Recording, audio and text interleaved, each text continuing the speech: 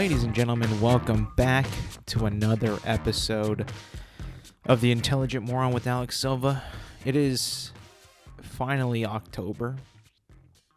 Fall is pretty much in full swing, except for me and my sad, pathetic existence.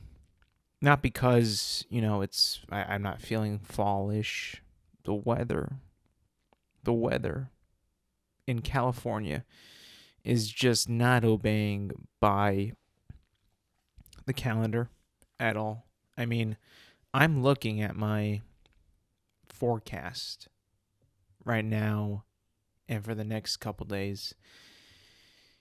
I'm still seeing 100+ degree days in October. I mean, I know it's fall. Technically, it's fall. October is like the month of fall. But I'm starting to think that, you know what? We might not even get a fall. We might just go straight to winter. If that, because of the way the weather has been. I mean, I'm at the point now where I am just craving fall weather. I am so sick of hot days, of warm nights. I'm just sick of it. I don't really know how to process it.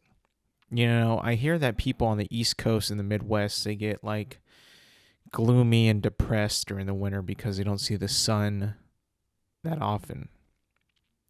And that it affects their mood and their mentality, their mental health. It's actually a real thing. It's a study. I haven't looked into it, but I've heard that it's a real thing. And I do believe that.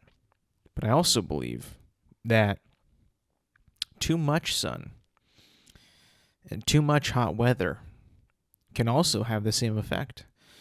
Like, I would love for it to be overcast and cool, and to see leaves falling, and, to wear a coat, and to wear sweaters, and pullovers, and just, be nice and bundled up, and not super hot, and to turn off the AC, and just, really be all snuggly and cozy, I have not been able to do that at all this fall. And I know, I know I live in California, so I'm sort of expecting, this hot, not hot, but like a warmer weather, even in October, right? Even in the beginning of October.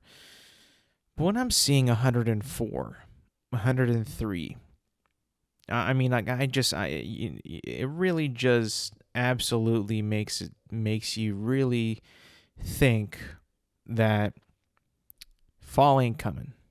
I think that we're being ripped off. 2024 is a year where we just don't even get an entire season. I feel like summer was here for far too long. Too many days of just being excruciatingly hot.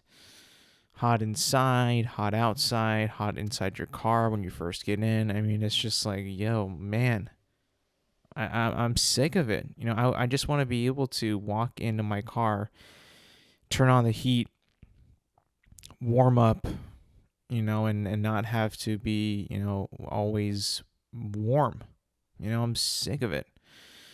And I don't know if I'm going to be able to, like I said, carry on. I will. I'm just playing around, but it's affecting me mentally. The struggle is real, and it's not just about like how you feel, right? How you feel, like, temperature wise. Like, of course, yes, I want it to be cooler. I really do. I want it to be fall. But not only is it just a weather thing, it's an aesthetic thing. It's a mood change. It's a spending mentality shift. You don't normally go buy iced coffee when it's cool out. You'll buy like hot coffee or even hot chocolate, or even, I want to do that. I also want to watch, like, cozy movies. and just be cozy with the family. I can't do that because it is still hot outside. And when it's hot outside, you don't want to be cozy because that just means warmth, being warm, and you don't want that. At least I don't want that. It's not something that I'm like trying to seek out when it's warm, when the temperatures just skyrocket. And every time I see it, every day I check. And I'm always thinking to myself like, hey, is this weather app actually telling the truth? Is this weather app actually, could it possibly be lying to me? Am I being duped, bamboozled, led astray? You know what I'm saying? But no, it actually gets worse every time I look at it. Like last week, I remember I saw like 2 days of this week being 100. Yesterday I checked, it was saying about 5 days over 100. So it literally changes like every single day I check it, So it's almost gotten to the point where I'm like, I don't even know like if I can trust any app, any weather app at all. I just feel like, there's like not, there isn't really much that I can trust in now. Even the weather. Something that you would think that many, many years that we've been broadcasting weather, many, many years that we have been forecasting it, predicting it, this is going to happen this day at this time. And then this is going to happen at this day at this time. And yet it changes like pretty much on the dot. Like right before it's going to happen, it could possibly change. The uncertainty is real, It's realer than ever. There has never been more uncertainty in anything in terms of weather like this in a long time. I mean, it feels like it, but maybe the weather apps are just more pinpoint accurate, meaning they won't keep a prediction like how it's supposed to be for that long. They'll probably just change it. I don't know. But I don't know, I'm not too sure. I do think though that when it does change, when it finally does change, I might just, break out into song. My life might just turn into a musical and I'll be just singing about fall and how much I appreciate it and how much I appreciate the seasons, the change of the season. That the fact that we are actually able to, experience a change like that because we need to. And honestly, like, I know it just turned fall, but isn't that when the earth is like in a position far away enough from the sun that we should now be getting cold? Like, how the earth like rotates or whatever around the sun, and it like is in a certain position. That's why we have like certain seasons, because of the the rotation and the position of us on the earth. Like, haven't we already like made that crossover for it to be like now we should be getting cooler like drastically because of like, I think it was called like the equinox when I was in school. Like that has passed by, so now we should be able to feel, cooler, But for some reason, we haven't. We've only been getting warmer since. I don't know. Hopefully, it actually does change, and I'm able to enjoy my life. Because summer was nice while it lasted. Now it's overstaying its welcome. We have summer-like temperatures in October. It's time to move on. Despite, like, not being in the best mindset. And I'm not, like, saying, like, I'm depressed. I'm not. Trust me. But what I am saying is, I'm annoyed. I'm frustrated. I want this summertime to be over. There is a little bit of enjoyment that I get in life that I've actually finally achieved. I've actually been able to experience this feeling for the first time in a very, very, very long time. And that is winning bets while sports betting. I was actually able to win 4 out of 5 of my bets this previous football Sunday. I kid you not, I actually hit 4 out of 5 bets. And I only missed the 5th bet by like 8 yards. I bet Andy Dalton to hit the over on yards in a game, total yards. I missed it by 8 yards. And that actually put me in the dumps for a little bit. But then again, I put the flex play, so I won $10, baby. I bet 5 and I won 10. So I won $5. Now, I know that ain't much, but if you're a person like me, if you're a guy like me, you got to take any win that you could possibly get. You know, winning is an incredible feeling. Getting to win, the process of winning, practicing, performing, winning. The winning part is good. Practicing and performing can be very, very, very difficult. Almost in a way where it could be not worth winning, having to go through the struggles of practicing and performing. It could actually be very terrible, But I do think that once you finally reach that hump and you finally succeed and you win, you actually win. Like myself. It is, and I sort of won. I didn't completely win. If I did completely win, I would have won $50, which would have been like, hey, that ain't bad. That would have been an actually, big time moment for myself, for your boy. It didn't happen, but I did taste a little bit of success, And I thought to myself, like, you know what? I have been betting for maybe the past 3 weeks, not every day, like once a week, usually on football Sunday, where I'll place like a very, very small bet. I only bet $5, right? I don't have a problem. I'll bet $5 and be like, let's see how I do. Let's win every bet. Let's have a good day, And then I check back frequently. I get a little stressed out, not because of the money. It's like, damn, I want to win.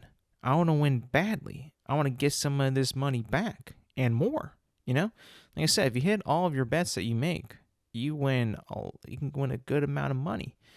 Now, that's also if you bet a lot of money, which, me, I'm not a big time bettor. Maybe I should up the ante and bet more. Maybe then I'll get more of a rush. I'm pretty sure I will.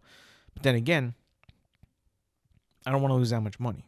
So I'm a little scared, It'd be kind of silly for me to bet and lose all that money. I guess that's kind of the point of it, right? Like you bet that much money, then the experience is like insane, right? It's like you're crazy. You're chasing it and you're like involved and you feel like you're in it more, which, now that I think about it, could be an incredible feeling, like actually incredible.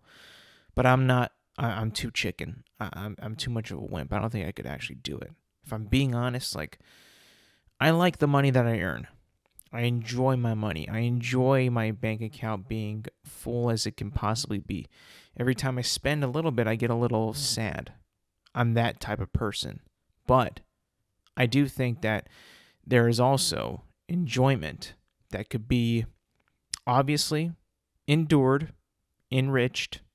You could actually have fun by spending money. Even though, for me, it kind of hurts. I can't lie. I enjoy seeing that number, that number of money that's in my bank account. I enjoy seeing that not change until payday. And then it goes up, boop, boop, boop, boop, and then I see that amount. I'm like, yeah, That's right. And even if I'm like, I have to buy something, I have to buy it, or I have to pay for something, you got to pay for it.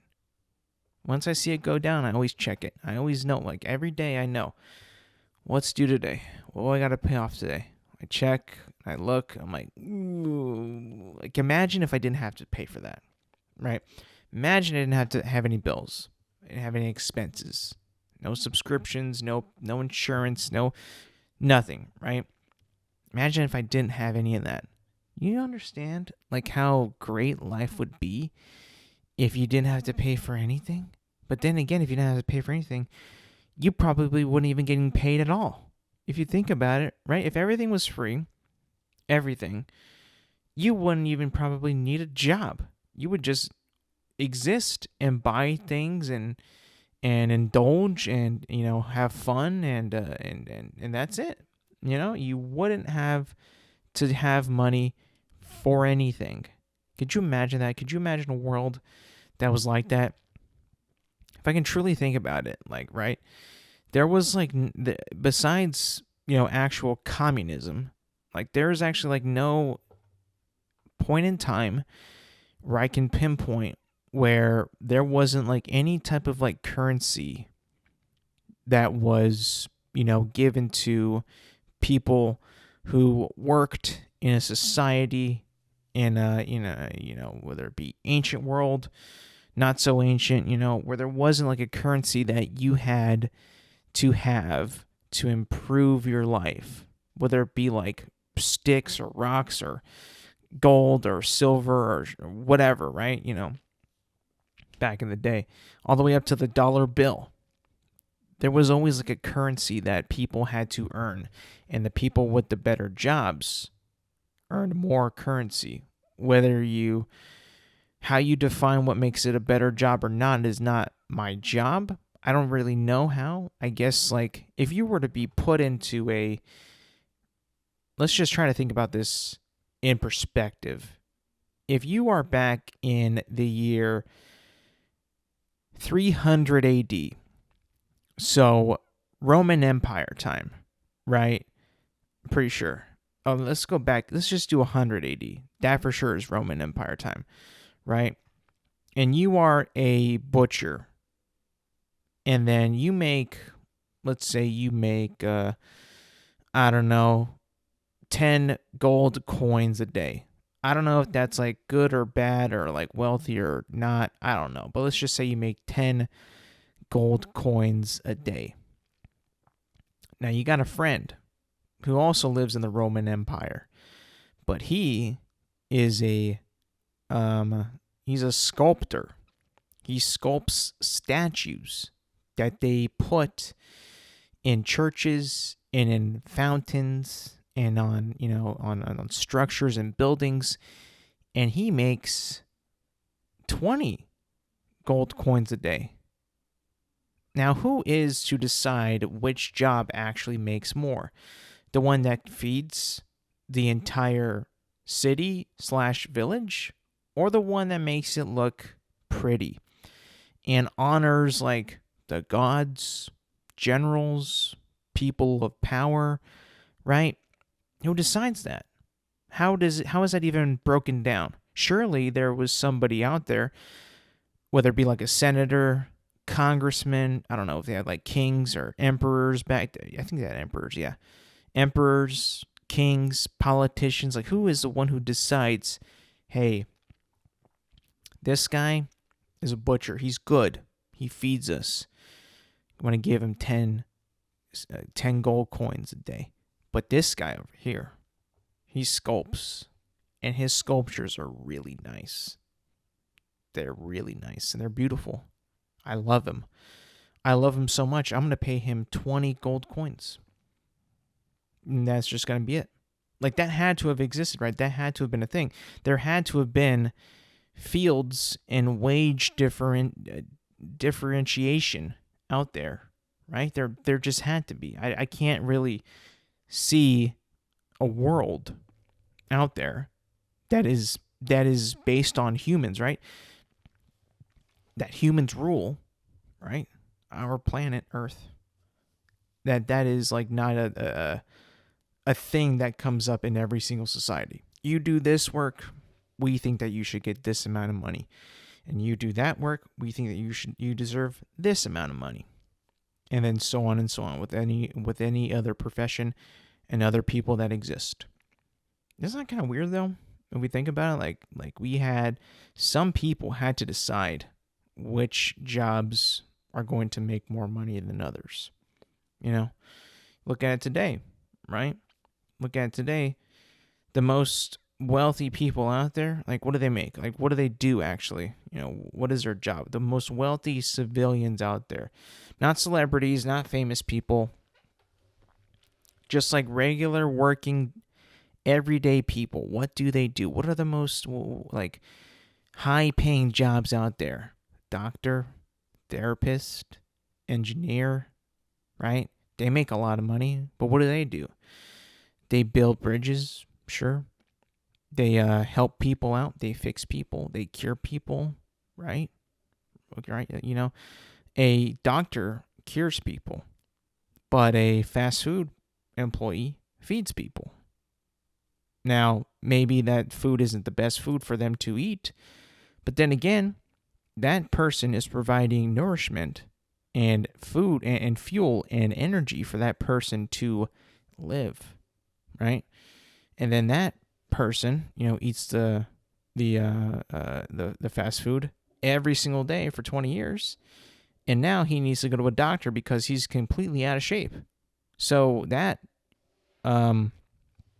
doctor, in a way, should be thanking the fast food employee for serving this guy 20 years of fast food and getting him into a hospital bed so he could, you know, hopefully get better, improve his life, see a doctor, get a diagnosis, get some medicine, pay off his bills, the doctors in that case, and then thank the fast food employee for giving him all that bad food. You know, if you really think about it and break it down, right? Everything in this country, everything, and I love this country, by the way, everything in this country is driven by money, driven by profit. You know?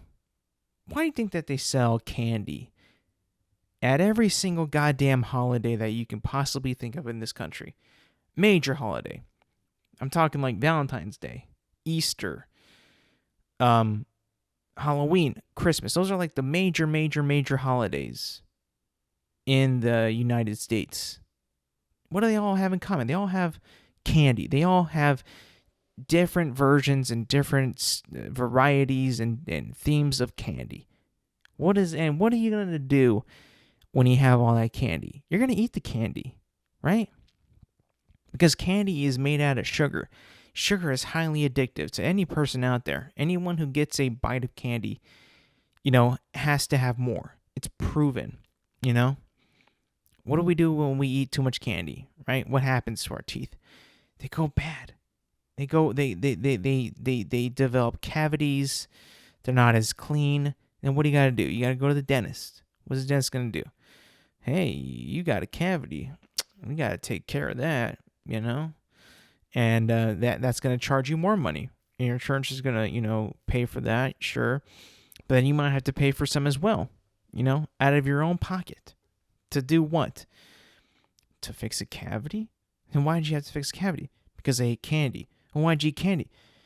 It was Halloween. And what was I going to do? Not stop? Well, there it is. There it is. You know? Not only is it within candy, but Hallmark? You know, selling greeting cards, seasonal cards, you know, all these holidays that we have, you can just buy a card for it. Why? Why would you do that? Can't you just talk to them on the phone? Yeah, but giving them a card is like me telling, you sure about that? Like, is it actually more valuable for them to get a card that you buy than to just tell them, hey, you know, I miss you, or hey, happy holidays, or season's greetings, whatever, you know? I don't know. It's all driven by money. It's insane. If you really look at it and think about it, it's scary. It makes total sense. It makes complete sense of why it all works the way it does, you know? And then you look at Europe. Lazy, lazy, lazy country. Like, I mean, talk about a country that, first of all, a lot of the many countries, right, actually, a lot of the countries in Europe have very diverse cultures, diverse languages, diverse people. But a lot of them all take up the midday nap, or some places call it a siesta, where they just pretty much stop all of work for like 2 hours in the entire country and just straight up lose business for 2 hours and just don't even give a shit because everyone's just not doing anything. I can't even imagine anyone, like, I can't even imagine living that way, here in the United States. Like, in theory, it does sound beautiful. I would like a 2 hour nap. It probably would make me more relaxed, more energized when I do go back to work, more healthier, more alert. I probably would benefit it quite a bit, if I'm being honest. And I wouldn't have to go and grab that energy drink that has 170 calories and 46 grams of sugar and corn syrup and chemicals and, what have you, and just, poison my body. I could just go take a siesta and then feel much better, But no, it's not what it's about here. It's about making money, about the hustle, about the grind. And I'll be honest, man, while a siesta does sound kind of cool, and I will like to try that out, like test it out, like, hey, come to work, then after like 4 hours, go home, take a nap or two, then come back, and then that's it. It's over. It's all finished. That's all, folks. That would be kind of cool, though, to experience it for a solid week. I would just want to go and work in Europe and see how it is and see how I feel after. And, I just would like to see that feeling. And then if I don't like it, I'll be like, thank God I'm back in the States where we just go, go, go, I got to imagine, though, the reason kind of like why they do that and why they're so laid back is because a lot of the food that they have in Europe, I hear, is very, very fresh food. Like freshly baked bread, freshly made, meats, fresh fruit, veggies are all fresh. It's like everything is like super non-processed and just natural. There's like no organic over there because nothing there is like processed. And I'm pretty sure like all that good food is just going to give you a ton of energy and like not hold you back like all this processed shit that we drink every single day. You know what I'm saying? It's kind of crazy when you think about it, how much of our food is processed and how much of it is not real.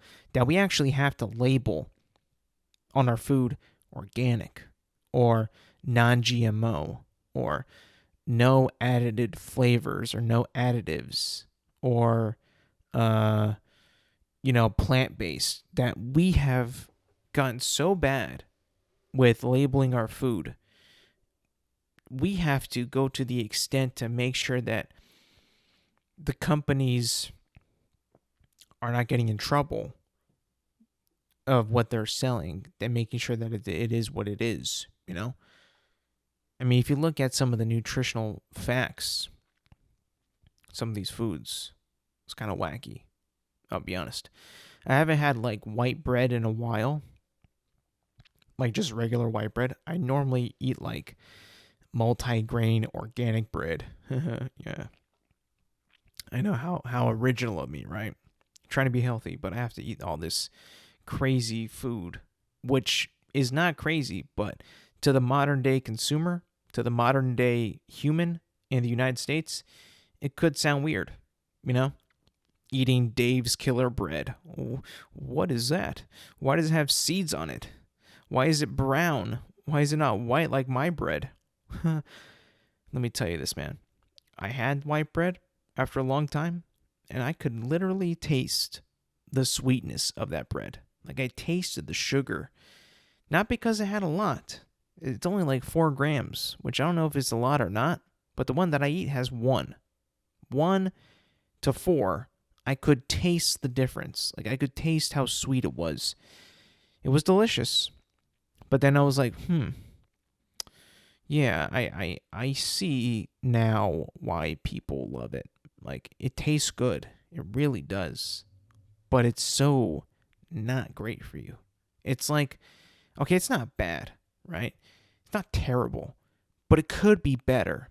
But if all you do is consume not great or could be better, then your life is going to be not great or completely better. Maybe not your life, maybe your health is just going to be like a solid state of could be better. You know, when you go to the doctor, right? And you're not eating well and you're not exercising and you're eating just whatever food. What do they tell you? You could do this more. You could benefit from this. Like, I don't want to be in that category, like, where I go to the doctor and he's like, oh, you know, you have this, but hey, you could do this. And I don't want to, like, honestly be told that. You know what I'm saying? Like, I don't want to be told that. That would be kind of, for me, strange. I wouldn't want a doctor to be telling me that, even though that is a doctor's job, right? That is what they're supposed to do. But I feel like also I have a responsibility to my physical health and how I feel, how I look, and how I operate. You know, I take that very prideful in my state to look and feel the best I possibly can. I wasn't always like that. I didn't give a shit for a long time. For a long time, I didn't give a shit. Now I do. And I'll be honest, I can't see myself going back like that. A couple days ago, I will admit, I had a lot of bad food in one day. I mean, I had chips, I had dip, I had cookies, I had hot dogs, I had bread, I had more chips. And I'll be honest, I did not feel great that day. I felt weak. I felt slow, sluggish, just out of it. And you know what? When you eat healthy, and I don't eat the most perfect diet of all time, but when you truly plummet and you have a crazy, I guess you could say cheat day, like of just nothing but snacks and sweets, and not good sweets, like not fruit, but like candy and shit, you will feel it. You will feel a depleted self. Your energy levels will go straight down. And you'll be like, oh my God, I get it. I understand why people who eat really good have one bad day and they feel like absolute shit. I understand that now. And for me, I never want to feel that again. It's a feeling that you don't want to have that much of, that many of. It's like you're living in fear. But actually you're not. You're just trying to live better. You know? I think that if you live in fear of like slipping up on your diet or having too much on your cheat day or straight up not even giving it your all when you exercise, I have that fear. That fear creeps up on me quite a bit. But also, it's kind of good to have that fear because you're setting an example for yourself and you're maintaining discipline, which I think a lot of people need to do in their lives, is to install discipline. A lot of people out there, my age included, don't have any discipline. Zero whatsoever. It's like discipline is no longer part of the American mindset. It like went away. It went away when we got cell phones. When we got cell phones, the need of discipline kind of depleted. It depleted hard. I don't know what it was, but it felt like once you were able to kind of contact anyone you wanted at any single time, and you didn't have to schedule, and you didn't have to plan as much, and you didn't have to be faithful to your plans, and you didn't have to really, make too much of an effort to meet someone or plan something on time, it all went down to shit. And then it affected every other aspect of our existence, work or play. I really do think that, because once we were able to say, call them, texting's the worst. That's like when you're afraid to call, you text, I text all the time, but let's be honest. If this is about business, if this is about, real life serious shit, you're not going to text. Let's be honest. You're going to call, right? And once you were able to text anybody about anything, like, yeah, I'm not going. Yeah, I won't do that. We won't do that. Forget about it. Maybe next time. Then you have no discipline, no consistency, no effort being shown. Just bada bing, can't do it. Bye. What's the point? I don't know. I just also think that the lack of communication, human to human, is also another kind of like a root cause of the lack of discipline. Because now we don't have to see each other. And now we kind of become lazy pieces of shit. Don't want to do shit. Don't want to actively talk with other people. And then we just become like, whatever. I don't care. Discipline is just gone. Completely gone. I don't know. That's just kind of like how I see it. I just don't really think that, anything is, discipline is just gone. It's truly kind of gone. Moving on now. I mentioned that I won my bets. 4 out of 5. Not my best showing, but I got some shit done, right? I cannot say the same about my fantasy football team. I am truly crushed right now.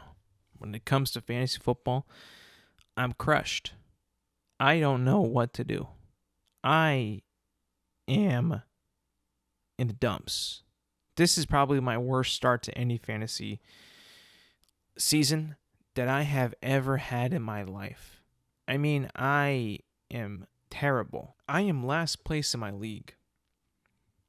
I am 0-4. I don't know what to do.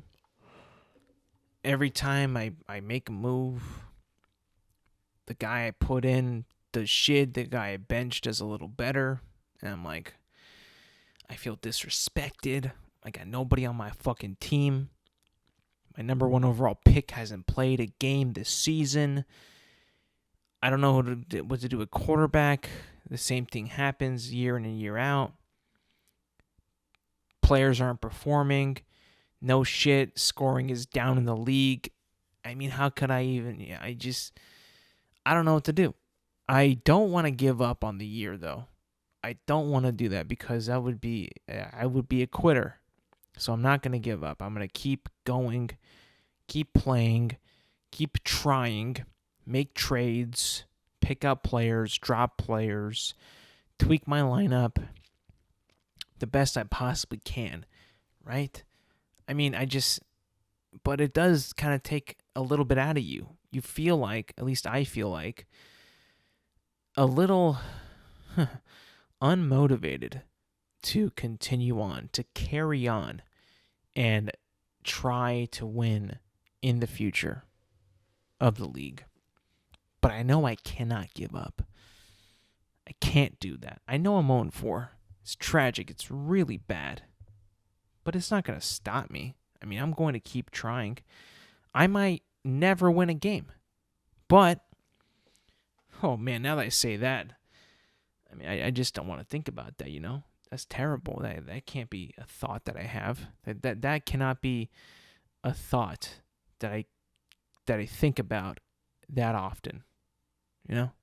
So what I'm going to do is I'm going to keep playing fantasy, but I'm going to make it personal with myself. And I'm going to make it so personal that I'm just going to really have to feel ashamed for myself if I continue to lose. If I don't pick up the pace and I'm not able to pick up this win this week, which I really should be.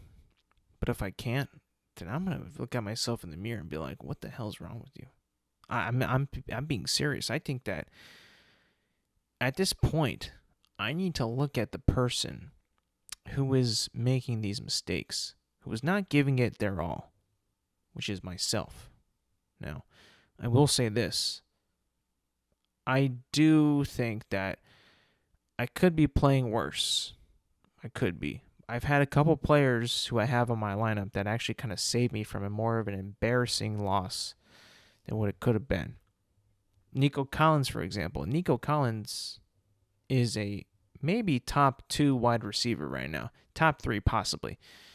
He is nothing but reliable for CJ Stroud and the Houston Texans. I mean, I watch every game.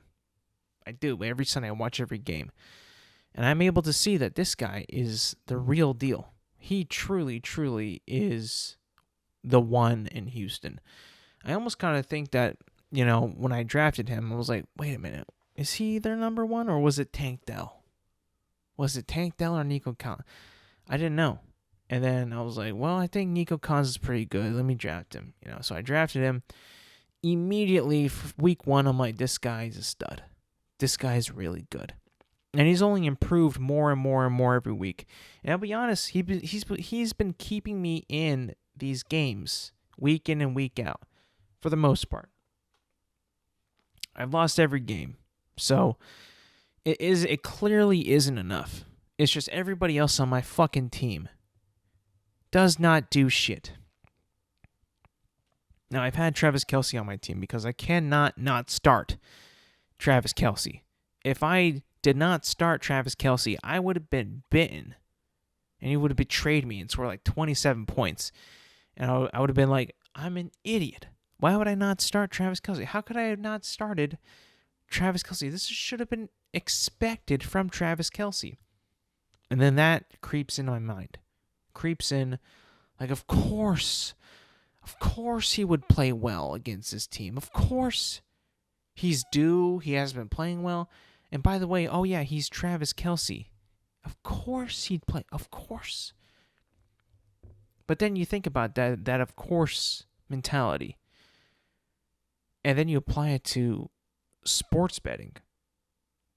Like, Andy Dalton wasn't going to throw over 228 passing yards against the Cincinnati Bengals. Of course he wasn't. That's not what I thought. I thought he would throw more. And I bet the over on that. I mean, who the hell, who actually wants to bet an under in that situation? Let me just break that down to people who don't understand. Under and over, completely different mindsets. Now I know that I'm very, very, very new to sports gambling, very new, but there is absolutely, in my opinion, no joy, zero joy when you bet an under, whether it be points, touchdowns, yards, passing, rushing, whatever, right? There is zero joy watching an under. Zero. I mean, it is just I've never done it, but I can't imagine it being fun at all. Like praying and hoping, like, I hope this guy gets hurt. I hope this guy doesn't get the ball all thrown to him. I hope this guy doesn't run the ball. I hope this guy misses every pass he attempts. I hope this guy gets a pick six, It's just not the right mentality to watch the best sport in the world. And for me, it's just like, I would avoid that at all costs. Betting the under, in my opinion. Avoid that. That's just, I wouldn't even say it's advice. Because it's not advice. It's not advice. I'm not an advisor. I'm not a role model. But I don't think that I would enjoy betting the under. And I don't think that a lot of people would enjoy betting the under. That's just my thoughts. I don't want to get anybody, I don't want to get in trouble, Baseball preseason has begun. It's been going on. And my Dodgers we're in it. We clinched the National League West, champions. We won the not the National League, the National League West divisional, right? We're the top in the division. So we automatically get a bye. And listen, I'll be honest. I understand that I should be confident about my team and where we stand. Right, we're a pretty good team. We are currently the overall number 1 seed, and I should be very, very, very happy. However, I cannot bring myself to being happy because I know for a fact that every time that we're in this position, unfortunately, we have failed. And we have failed in pretty pathetic fashion. And look, I've been watching playoff baseball for a very, very, very long time. I mean, like, there is not a more sickening thing to watch than watching your team in a playoff baseball game. It is quite stressful. It is quite sometimes triumphant, sometimes fun. For the most part, it is agonizing. For me, it has been agonizing, torturous, felt of disrespect, not enough effort given. What is happening? Why are we like this? Can this honestly continue? I mean, like, you name it. Like, all the negative thoughts that you would appear, that you would think, I have felt. Because when we go out in the first round of the postseason and we don't score any runs, we score like maybe 1, they score like 10. It does something to you. It kind of breaks you. As a Dodgers fan, we've been sniffing at World Series. We won one in 2020, but I don't count that. It's really hard for me to count that one. It just doesn't feel real. So I feel like, that one wasn't really the real deal. If I'm being totally honest with you guys. Totally honest. But for some reason, I feel like this year, while we aren't our strongest, we aren't as dominant as other teams. We don't have a record that is like competing with like the best records ever in Major League Baseball, right? In a way,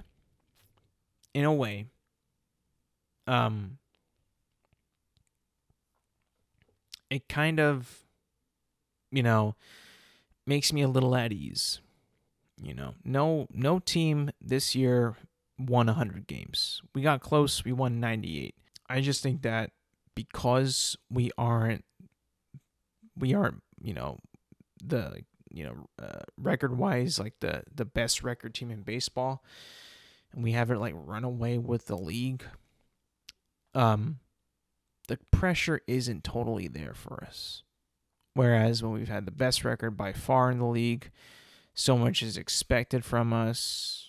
We crash and burn in the first round of the postseason. That thought hasn't really popped into my head yet. It hasn't really popped in. It's there. It's lingering. It's there. Hasn't gone away. But it's not as prominent as it has been in the past, where I'm like terrified of how we're going to do or how we're going to play. I'm not quite there yet. But sure enough, I mean, it's probably going to happen sooner or later. And then my heart will be broken. But for now, I'm not too worried, if I'm being honest. So, do I think that we will actually play well? We haven't played a game yet, so this is kind of tough. I think we will. I truly think that we will. I don't see, with the lineup that we have, and I say this every year, we have a great lineup. We have like the best lineup in baseball. But I truly do think the fact that we have Shohei Ohtani is a game changer. Especially towards the end of the season. This dude has been doing nothing but everything that we could have ever asked for him. Stolen bases, home runs, hits, RBIs. I mean, this guy is unreal. Like the best baseball player to ever live. If you truly think about it, break down the numbers and the stats and everything, this dude is the best. Like full on the best. I don't even think you can like say Babe Ruth was like the best baseball player that ever lived anymore. I don't think that that's even a thing that people even think of nowadays. Michael Jordan, we think of the best basketball player. Yes, I still do. You probably cannot say the same thing about Babe Ruth. Like Babe Ruth, you mention him against Shohei Ohtani, and you will lose. Sure, he's probably won the most championships, cool, whatever, but in baseball, it's so, like,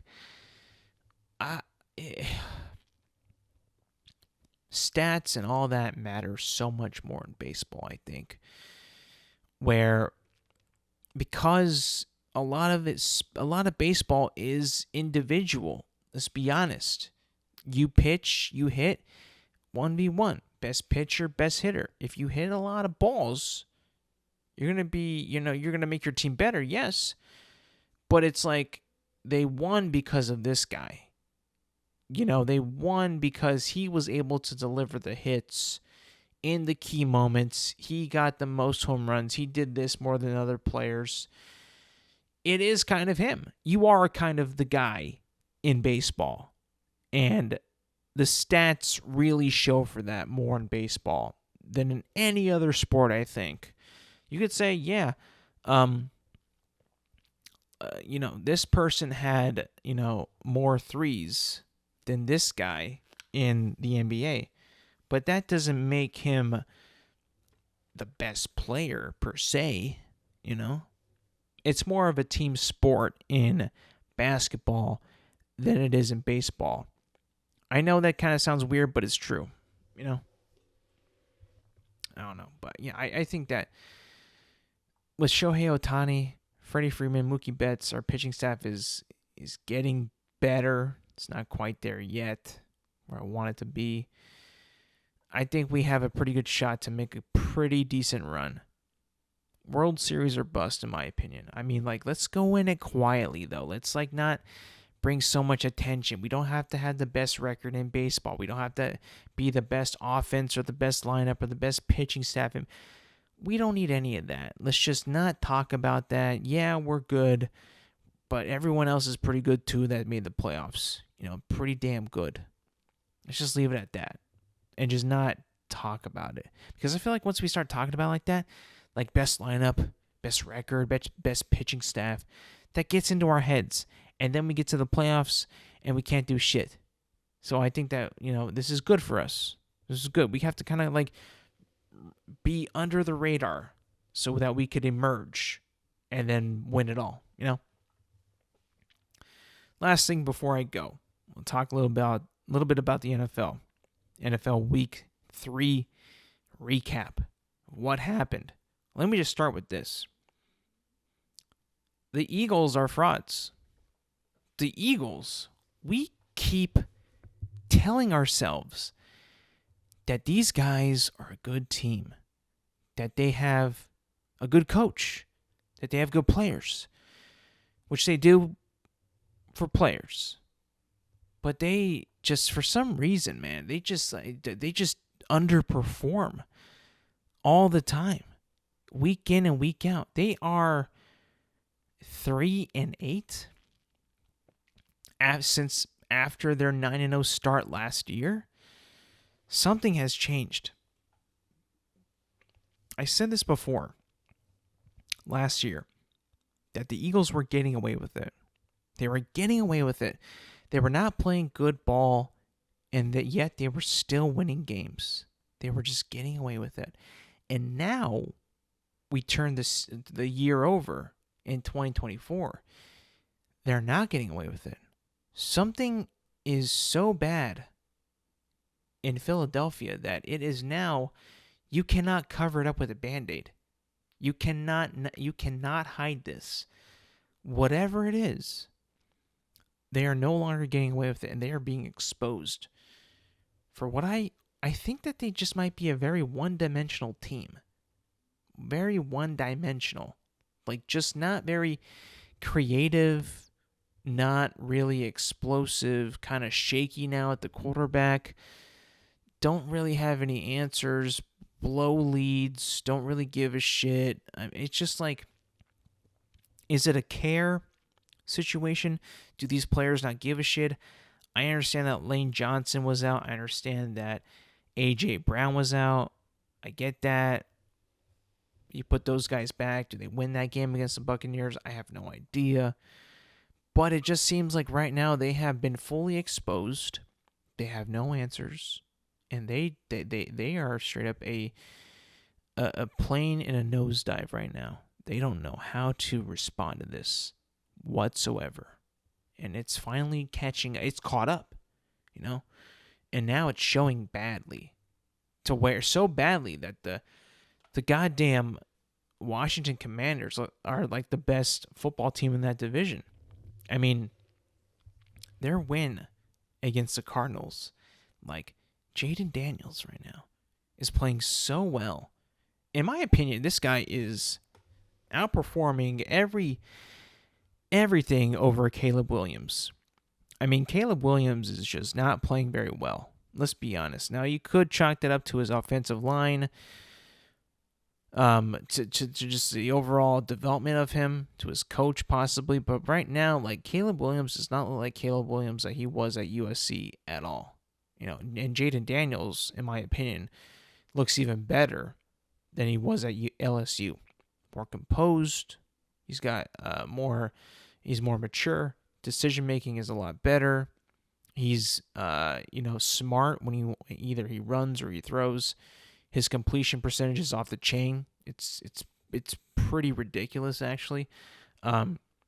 So far, this guy is just seeming like he has been worth every single penny that Washington has spent for him, and I think that's truly like a total grab for them. You know, the Colts beat the Steelers 27-24. Joe Flacco comes in for the injured yet again Anthony Richardson. Listen, I've said this before. Like, why are we running this guy? I understand that you want to play to his strengths, but you cannot do that in this league. This league is reckless. This league will eat you alive. I honestly think that this guy, Anthony Richardson, thinks that he's running against college football players.